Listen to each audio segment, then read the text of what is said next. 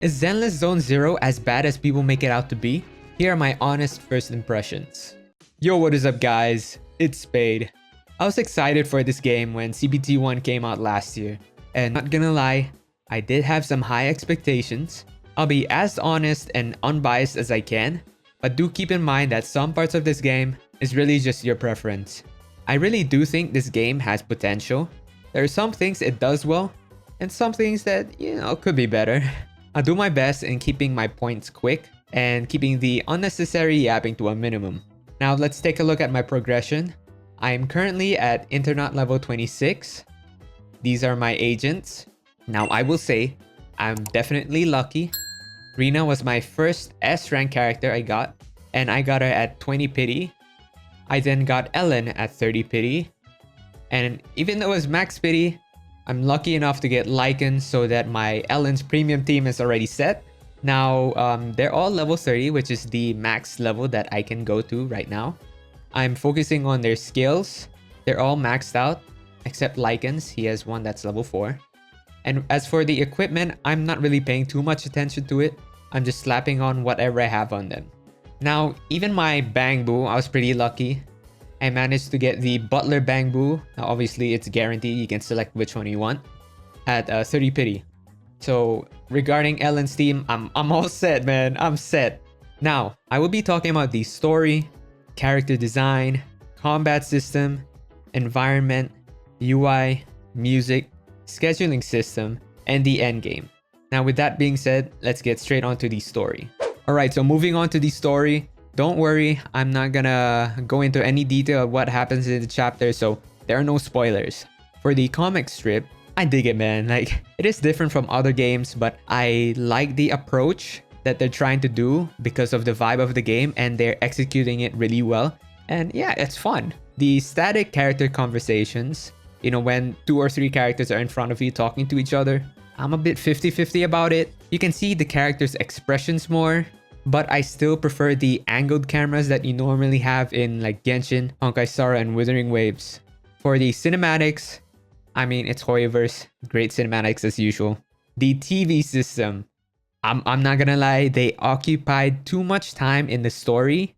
It does get better in chapter 2, but yeah, it just decreased the mood and the pacing when they were integrated in crucial moments of the chapters. Overall thoughts? Chapter 1 is slow. It can get hard into at times, especially with the TV system. But Billy and Anby were my favorite characters. I love Billy's personality. I love that he's so obsessed with with the Starlight Knights. He's such a loser, and I love him for that. And Anby's deadpan personality, along with her film nerd facts here and there. So yeah, I really liked their characters, and I felt chapter 2 had better pacing, and the atmosphere of the mood, if that makes any sense, was definitely better than chapter 1. Now moving on to the character designs, I know this part can be subjective, so just keep that in mind. I actually like the character designs, at least majority of them. Some of them are hit or miss, but they look and feel 3-dimensional. And you can tell the difference in materials in their clothing from the textures. For example, Ellen's outfit, you can tell that's obviously cloth. And then when you look at Billy's jacket, the way it shines, you can obviously tell it is a leather jacket. And, even the metal parts about him. Now, my favorite faction is definitely the Victoria Housekeeping. They just have that professional vibe, yet they have so much personalities in them from, facial expressions and attitudes and their voice acting. So, segueing into that, voice acting is really good. They did a really good job of fleshing out each character's personalities, from Billy's Deadpool-like personality and his obsession with Starlight Knights. He says it in almost every line, like, "May Starlight be with you," or some shit like that. To, Ellen's "I don't want to be here" attitude. So I really like that. And now moving on to the controversial part of the characters. The furry and lolly issue. Now, I'm not in either community, just to make things clear.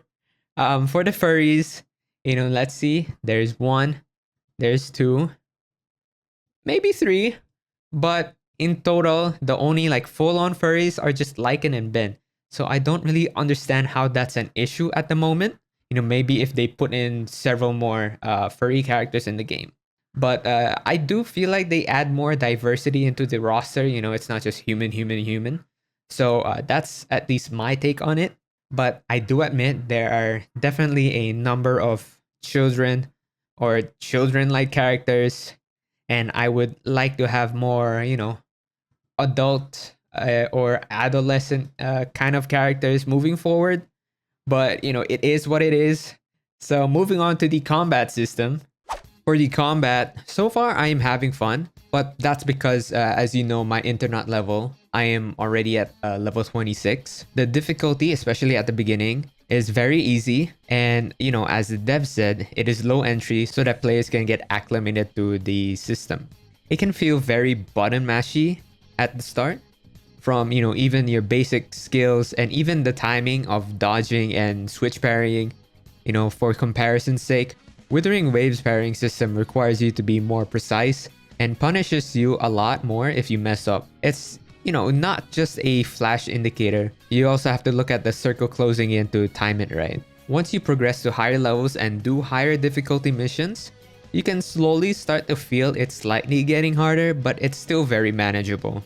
The enemies at the start don't hit at all or frequently, especially the trash mobs, but hey, they're trash mobs, they're like hilly churls. Even if you get hit several times, you take little damage. However, once you get to the harder contents like the end game, yeah, they hit pretty hard, so more on that on its own section. As for animations, it's incredible. Very fun, very flashy. The varying combat styles of each character is really cool. My personal favorite is Werewolf Sanji. I just love his kicks. They're fucking insane. I also really like Nicole Soon. Not necessarily her gameplay, but the animations of the black holes, especially when she gets switched in after parrying. The ultimates follow Honkai Star Rail, where even the A rank characters have their own cutscene animations, but it's shorter than the S rank characters. However, there is more to the combat than just button mashing. There are a lot of combos and other things you can do. For example, you can actually have two characters on the field at the same time, even if it's just for a second or two. Granted, you're gonna have to kind of play around and experiment with the characters you have and understand what each of their kits do. For example, I had Lycan and Ellen on the field at the same time. I switched into Lycan and I did his EX special attack, and he stays in that combo for like a few seconds. I was able to switch into Ellen and she did her own thing. So even if it's just for a few seconds, they're on the field at the same time. Luckily, I did have an assist ready, so it did feel like they were on the field at the same time for a longer amount of time than they normally would be. So yeah, I just think that there's more nuance to it, and you just have to experiment, and honestly, it is very fun. Moving on to the environment, I know this can be subjective, depending on what you like to see around you. As for this sound, the overworld, I like the aesthetics. I love the colors of each of the building. It does give it its own characteristic. For example, this one is, a shaft and it's green and orange. It's definitely inspired by urban areas in Japan, but it does remind me of Manila, as well. So I guess urban areas in Asia in general. We're only limited to this area for a while, as progression can take time to advance in the story to unlock more areas. I love what they're doing with the NPCs in this game. They have varying fashion sense, varying hair color, hairstyles, heights. They just feel like actual people living with you and not just a fill-in to make the area feel more occupied. It makes it makes the game feel very much alive, basically. As for combat areas, I dig it, man. I dig the environment as you're fighting. It feels very post-apocalyptic, and there's a lot of details going around. Exploring is alright. I hope we get different looking areas in the future and not just rundown cities, because that can get mundane pretty quickly. Overall, I do like this beginning area of the game. It's nice, it's cozy, nothing too special, but enough uniqueness in it. So hopefully in the near future, we can unlock more areas that are more unique, that add more spice to the game. Now moving on to the UI. The main menu is definitely something you're gonna have to get used to. I kept getting confused what was what and where it was that I was looking for. And there's another menu in the menu, but that's fine because most of the time these are the only things you're gonna be using anyway. I do like the dynamic screen, and I like that you can change it depending on what characters you have unlocked. You just have to raise up their trust level. Now moving on to the agent screen, it gives me fighting game vibes, which I really dig. I also like that the cinema screen, which is where you put your copies in of each character. For example, like Anby. I'm assuming that over time, once you unlock every single one, it eventually becomes very colorful and not just, in this case, green and black and white. I won't get into the other menus, so overall, I do like the UI. It's just something that you have to get used to. Now moving on to the best part of the game, the music, man. Banger after banger. Really brings out the vibe and mood of cutscenes, battles, and other parts of the game. Nothing else much to say about it, aside from it being really, really fucking good. So moving on. Now moving on to the schedule system. I haven't seen people talk about this yet in their first impressions. So it's kind of like in Persona, where there are certain events or missions that are locked behind a certain time during the day. However, you do have to pay attention to what you're doing because there's this one event that I was supposed to do during the evening, and I was doing an afternoon event, and I got skipped all the way to midnight. So I don't really know why it did that, but that's something I guess you have to keep in mind. And you can only nap once during the day. So for example, you do your morning stuff, you're in the afternoon now, you nap in the afternoon, you're in the evening, you cannot nap again to midnight. So just keep that in mind. It's something you kind of have to pay attention to. Now finally, moving on to the end game. I think it is the best part of the game. This is where the TV system really shines, unlike in the story. Hollow Zero game mode is really fun. I've already done all that I can. I can't progress any further because I'm locked. Because I'm at 26, I need to be level 30. It is similar to Honkai Star Rail and Wuthering Waves roguelike game mode, but different. Differences are you can explore everything and not just choose which path to take. Once you get 4 buffs from the same category, they fuse and become like one big buff. There's a various amount of events that happen in the game mode, which can either make it more fun and challenging depending on the choices that you make. Ones that heal you, ones that buff you, and there are even ones that buff the enemy, but they're more labeled as debuffs. If I were to describe this game mode, it's like simulated universe's permanent events such as the Swarm Disaster and Golden Gears. Because of the active pressure system that makes it harder as you progress, but there are ways that you can relieve that. But this is in its base form. So I'm really excited what they do with this game mode moving forward. Now moving on to Shiyu Defense. This is your Abyss game mode. It's pretty good.